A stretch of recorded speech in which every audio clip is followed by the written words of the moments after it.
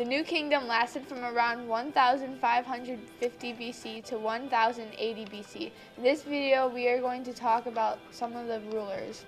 Hatshepsut first ruled alongside her husband. She influenced her husband's decisions and hoped to someday have more power. When her husband died, she declared herself pharaoh. She was known for trading. Her trades brought great wealth to Egypt. They exchanged tools and beads for things like ivory and gold.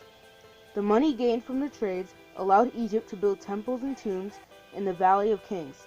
Her stepson, Thutmose III, was plotting against her and overthrew her government.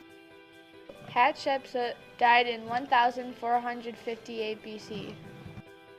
After his aunt's death, Thutmose III became pharaoh. His armies regained control of Nubia and expanded Egypt's borders. They enslaved the people they captured from the war. Slavery was more common now than it had been before the New Kingdom. At about 1370 BC, Amenhotep came to the throne. With the help from his wife Nefertiti, he tried to lead Egypt in a new direction. He eventually realized that Egypt's priests were gaining power at the expense of the pharaohs.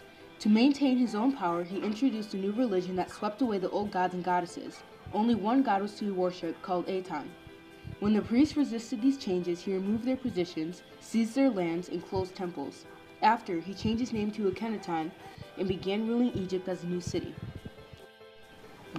King Tut was Akhenaton's son-in-law. He became a pharaoh when he was just 10 years old. Priests around him convinced him to restore the old polytheistic religion.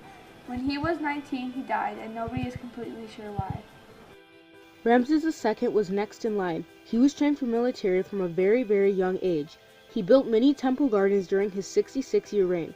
Although his wife passed away early in his reign, he had a very large family with over 100 children.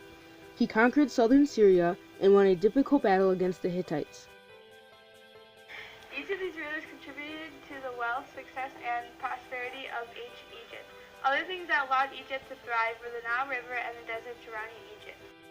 The river flooded annually and left behind fertile soil, which was used for farming. The river was used to trading and traveling as well. This meant that Egypt relied on the river for trading and used most of the river's land for farming. The desert was helpful because it provided a barrier to protect Egypt from invaders. This meant that Egypt focused more on expanding and conquering rather than protecting themselves.